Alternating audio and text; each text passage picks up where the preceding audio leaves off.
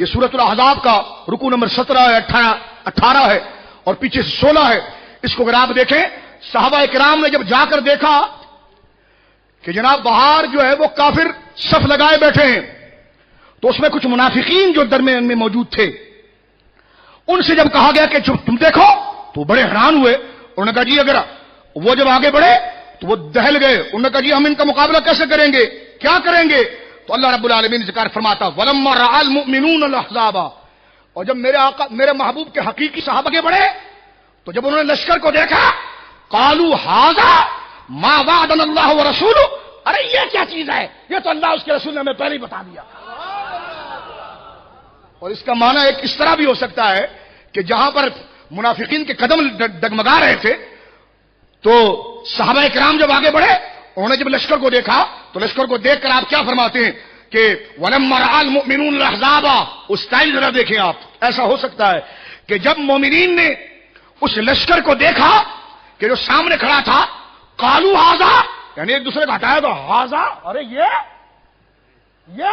یہ کیا بیچتا ہے، ہم اس سے نہیں ڈرتے، اس لیے کہ ہمارے رسول نے ہمیں پہلے ہی بتا دیا تھا. اللہ رب العالمین ذکر فرماتا ہے صدق اللہ ورسولہ وما زادہم الا ایمانا وتسلیما.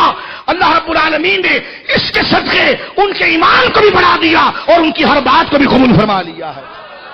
تو کتنی آیتیں قرآن سے نکالو گے اور وہاں پر دل کے لفظ موجود ہیں. کیا ہے جی بولیے؟ جس طرح فرمایا وَزَيَّنَهُ فِي قُلُوبِكُمْ وَكَرَّ إِلَيْكُمُ الْكُفْرَ وَالْفُسُوقَ وَالْعِصْيَانَ أُولَٰئِكَ هُمُ الرَّاشِدُونَ. تو یہ صحابہ کرام علیہم رضوان کی وہ جماعت ہے. شیعہ یہ کہتا ہے کہ جناب 3 کے علاوہ کوئی مسلمان نہیں رہے، اور قرآن یہ کہتا محبوب تیری صحبت میں جتنے تھے سب مسلمان تھے. آگے میں ذکر کرتا ہوں جو ان کی کھوپڑیوں میں بھی پنپ رہا ہوگا. میں نے کہا رکیں بھی تو تقریر شروع ہوئی ہے، ہم دوسری آیت کی طرف چلتے ہیں. قرآن کریم نے یہاں پر دوسری آیت ذکر کی وَالسَّابِقُونَ الْأَوَّلُونَ مِنَ الْمُهَاجِرِينَ وَالْأَنصَارِ. ایک آیت آپ نے سورہ فتح سے سن لی محمد رسول اللہ والذین معه شداء علی الکفار. دوسری آیت سماعت فرمائیے، فرمایا والسابقون الاولون من المہاجرین والانصار. سب سے آگے سب سے پہلے ایمان لانے والے مہاجرین اور انصار. مہاجرین اور انصار. اس وقت اسلام کے پاس کچھ بھی نہیں تھا، بڑی ناگفتگو حالت تھی. اور تبریسی نے اس بات کو، ہمارے پاس کتاب موجود ہے مجموع البیان کے اندر اس بات کو لکھا ہے اس نے کہ سب سے پہلی ایمان لانے والی شخصیتوں میں سے سیدنا صدیق اکبر ہے. میں کہتا ہوں سنیے میری بات، بچوں میں مولا علی لائے، عورتوں میں میری ماں سیدہ ختیجہ لائیں، غلاموں میں زید بن حارثہ، مردوں میں صدیق اکبر. کافروں کو کسی سے اتنی جلن نہیں ہوئی جتنا دکھ انہیں صدیق اکبر سے پہنچا. اس لیے کہ عورت کیا مقابلہ کرتی، وہ جمی ہوئی اپنے محاذ پر ہے، لیکن فرنٹ پر کون آئے؟ غلام. معاشرے کے اندر وہ حیثیت نہیں، اس کو یہ کہہ کر رد کر دیا جاتا. مولا علی عمر کے اندر خود کہتے ہیں حضرت علی کی خود میں کہ میری ٹانگیں پتلی ہے لیکن میں اقرار کروں گا. ایک ابو بکر تھے، اس لیے گواہی مولا علی خود دیتے ہیں کہ جس وقت حضور نے آ کر مقام ابراہیم کے سامنے خطبہ پڑھا تو سیدہ تو گھر سے نہیں آ سکتی تھی. غلام کو تو ایسی نفرت کی نظروں سے دیکھا جاتا تھا. صدیق اکبر ایک واحد تھے اسلام کے دافع. آپ آگے بڑھے اور کافروں کے منہ پر گھوسے مارے، اس لیے کہ ابو بکر وہ تھے جو ایک بہت بڑے تاجر تھے، عرب کے قبیلوں میں معزز تھے. میں پڑھوں گا شیعوں کو بھی. عروہ بن مسعود کو جب حضرت ابو بکر نے گریبان سے پکڑا نا کہ تو حدیبیہ میں میرے نبی سے کیا بات کرتا ہے، تو شیعوں نے خود لکھا عروہ نے گردن جھکائی. تھا عروہ بن مسعود کون؟ بعد میں صحابی ہوئے. پہلے کون تھے؟ یہ حدیبیہ میں کافروں کی طرف سے ان کے نمائندے بن کر آئے تھے. قریش جس کو نمائندہ بنائے وہ عام آدمی ہوگا؟ بولیے. قریش جس کا حجاز میں ایک نام ہے وہ عام آدمی ہوگا؟ تو ان کا بڑا معتمد اور سلجھا ہوا متین اور بردبار آدمی عروہ جب آیا، سیدنا صدیق اکبر نے اس کا گریبان پکڑا، اس نے سر جھکایا کہ ابو بکر تم گریبان چھوڑ دو، تمہارا مجھ پر ایسی بھی بڑا احسان ہے اور میں اس مال کو لوٹا نہیں سکا. اس سے اندازہ لگائیے کہ صدیق اکبر کنگلے نہیں تھے، مالدار تھے اور سارا مال اللہ کی راہ میں قربان کیا.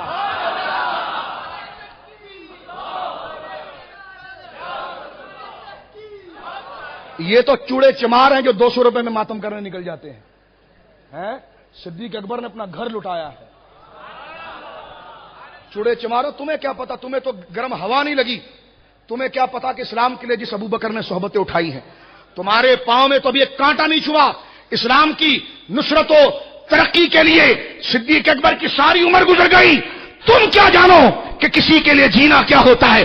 تم تو مادہ پرست دنیا کے کتے ہو، 200 روپے دو تو بندر روڈ بھر جائے، نہ ہو تو ایک بھی نظر نہ آئے۔ یہ ہے صدیق اکبر جو آئے تو سب کچھ تھا، اور رسول اللہ نے آخری وقت میں فرمایا ابو بکر میں نے سب کا احسان چکا دیا ہے، تیرا نہیں، تو نے مجھے اور میرے دین کو اتنا دیا ہے کہ خدا ہی اس کا اجر عطا فرمائے گا،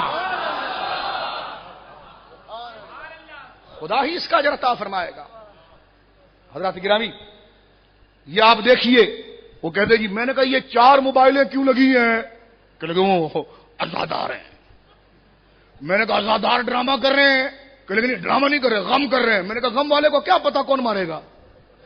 بھائی جو بندہ غمگین ہوتا ہے وہ چھت سے گرے یا چھت اس پر گرے اس کو کچھ پتا ہوتا ہے؟ ان کو ادھر ادھر سب پتا ہوتا ہے، ادھر ادھر دیکھو الحمدللہ یہ قرآن میرے ہاتھ میں، ہمیں کچھ نہیں پتا اس وقت، ہمیں کچھ نہیں پتا، ہمیں ایک پتا ہے گنبد خضرا اور شیخین، کچھ نہیں پتا۔ ان حالات میں ایسی باتیں کرتے ہیں، کچھ نہیں پتا۔ بات دراصل یہ ہے تم نے کون ہے اتنی سخت بات کرتے ہو؟ ہم نے کہا ہم صدیق اکبر کے ماننے والے جو دل پہ وہ زبان میں ہے۔ تم عبداللہ بن سبا کی اولاد ہو، تمہارے دل میں کچھ ہے، زبان میں کچھ ہے، ٹی وی پر بیٹھ کر ڈرامہ کرتے ہو ہمارے ساتھ، اتحاد بین المسلمین کا بینر لگا کے نیچے سے جڑے کاٹتے ہو۔ گواہ ہے، نوجوانوں سے پوچھئے، نہیں نہیں سنی سے ہماری جنگ نہیں ہے۔ اور میں نے کہا تو ہمارا ہم پلہ ہے کب؟ سنی سے جنگ نہیں ہے۔ لیکن یہ کون سا طریقہ ہے کہ سنی کے ساتھ بھائی والا نعرہ لگا کر نیچے سے بخاری کی حدیث سے پیش کر کے لوگوں کو شیعہ بنایا جائے؟ اتحاد بین المسلمین کا بینر لگا کر نیچے سے لوگوں کی گردنیں کاٹی جائے؟ سنو، ہم صدیق اکبر کے ماننے والے ہیں، صدیق اکبر کا ماننے والا بھی کچھ نہ ملے تو صداقت کا حصہ ملتا ہے، اور صداقت کہتے اس کو ہے کہ جو دل پر ہو وہ زبان پر ہو۔ سنیے میرے دوستو، دفاع صحابہ میں یہ بات کر رہا ہوں آپ کے سامنے میں۔ حضرت سیدنا صدیق اکبر رضی اللہ، وہ کہتے ہیں غم ہے، غم ہے۔ میں نے کہا غم والے کو، پھر غم والا تو کسی کے لیے روتا ہے نا، وہ غم تو کسی کے لیے ہوتا ہے نا جی، وہ جی ہمارے یہاں بہت غم ہے۔ تو میں نے کہا غم والے کو کیا پتا کہ میں چھت سے گر رہا ہوں یا چھت میرے پہ گر رہی ہے؟ پتا ہوتا ہے غمگین جا رہا ہے بالکل، کہا کیا ہو گیا؟ کہ اسے اپنا ہوش ہی نہیں ہے۔ کہا کیوں؟ کہ غمگین ہے۔ کیا ہے جی بولیے؟ غمگین ہے، اس نے بس 11:05 پر رونا ہے۔ کہ لگا آپ ہمارے نوحے پہ اعتراض کرتے ہیں؟ میں نے کہا نہیں، ڈرامے پر کرتے ہیں، یہ جو ڈرامہ بازی ہے نا اس پر ہم کرتے ہیں۔ سمجھ میں آئی بات؟ صحابہ کی توہین کرنا، ان کی اہانت کرنا، اور اہل بیت کے مدعی تعریف اور مدعی بننے کا ڈرامہ کرنا۔ کتابیں اٹھا کر دیکھیں، میرے ہاتھ میں کتابیں موجود ہیں۔ حضرت علی کا جو مقام پیش کیا، معاذ اللہ ایک عام آدمی کو اس لفظ سے نہیں پکار سکتا کوئی۔ ایک طرف کہتے شیر خدا، اور کہتے رات کو پھر گدھے کے اوپر سیدہ زہرا کو بچوں کو بٹھا کر ہر ایک کا دروازہ ٹھوک رہے ہیں، آؤ نا بیعت کرو نا، آؤ نا بیعت کرو نا۔ ہم نے کہا ہمارا علی ایسے عیب سے پاک ہے، عیب سے پاک ہے۔ علی رضی اللہ عنہ وارضاہ کے مناقب سے سارے صحابہ واقف ہیں۔ قرآن سنیے آپ، قرآن کہتا ہے والسابقون الاولون من المہاجرین والانصار، اے حبیب تیرے سارے ہی صحابہ ہمیں اچھے لگتے ہیں، لیکن سب سے آگے آنے والا وہ شخص جو سب سے پہلے ایمان لایا ہے۔ میں عرض کر رہا تھا کہ ہارون رشید کے سامنے جب وہ بندہ بیٹھا ہوا تھا، وہ صحابہ پر تبرہ کر رہا تھا، ایک تابعی آگے گئے، انہوں نے حدیث پڑھی، اس نے کہا جی ابو ہریرہ ہم اس کو نہیں مانتے۔ انہوں نے کہا تو نہیں مانے تیری اوقات کیا ہے؟ نہ مانے، جس سے حضور راضی گزرے۔ اس نے جب جرا کی تو بادشاہ ہوتا ہے نا، تو ہارون نے نظر اٹھا کے دیکھا کہ یہ میرا مہمان ہے، تو اس سے ایسی بات کرتا ہے۔ تو اس شیخ کو غصہ ہے، انہوں نے اپنی کتاب اٹھائی، دروازے سے نکل گئے، دروازے پر پھر پکڑا اور بلایا گیا۔ ہارون رشید نے کہا مارو اس کی گردن۔ آج تک میرے دربار میں کسی نے یہ حرکت نہیں کی۔ اس نے ہارون رشید سے کہا میری گردن تو مارو گے، لیکن میں نے یہ تیری ذلت کے لیے نہیں کیا تھا، رسول اللہ کو خوش کرنے کے لیے کیا تھا۔ میری گردن کٹ جائے کچھ نہیں ہوتا، لیکن رسول کے صحبت میں بیٹھے کو جو جھوٹا کہے تو اس سے رسول کی صحبت کی بات آتی ہے، رسول کی اہمیت کی بات آتی ہے۔ ہارون رشید کھڑا ہوا، کان پکڑ کے کہنے لگا میں توبہ کرتا ہوں، مجھے نہیں پتا تھا یہ کیا کرنے والا ہے۔ تابعی کو سینے سے لگایا، اس نے کہا ہاں صحابہ کی محبت تو ضروری ہے، اس لیے کہ جو صحابہ سے محبت کرے گا وہی نبی پاک سے محبت کرے گا۔ تو قرآن کہتا ہے والسابقون الاولون من المہاجرین والانصار، اے حبیب آگے سب سے پہلے ایمان لانے والے مہاجرین اور انصار، والذین اتبعہم باحسان، کہ یہ وہ لوگ جو ایمان لے کر آئے، اللہ فرماتا ہے کہ اور جنہوں نے ان کی پیروی کی اور ان کی عمدگی کے ساتھ پیروی کی، رضی اللہ عنہم ورضوا عنہ، اللہ ان سے راضی ہوا اور وہ اللہ سے راضی ہو گئے۔ یعنی یہاں پر قرآن مجید نے اس چیز کو ذکر کر دیا اور آگے اللہ رب العالمین ارشاد فرماتا ہے وَأَعَدَّ لَهُمْ جَنَّاتٍ تَجْرِي مِن تَحْتِهَا الْأَنْهَارُ خَالِدِينَ فِيهَا أَبَدًا. اللہ رب العالمین وعدہ کرتا ہے ان سے اور اللہ نے تیار کر دیا ہے ان کے لیے جنتیں جس کے نیچے سے نہریں بہتی ہیں خالدین فیہا ابد الآباد, ہمیشہ ہمیشہ. مل کر کہیں کیا؟ ہمیشہ ہمیشہ. خالدین بھی فرمایا, ابدا بھی فرمایا. خالدین ہمیشہ, فیہا ابدا ہمیشہ اس میں رہیں گے. ذالک الفوز العظیم, اور یہ ان کی سب سے بڑی کامیابی ہے.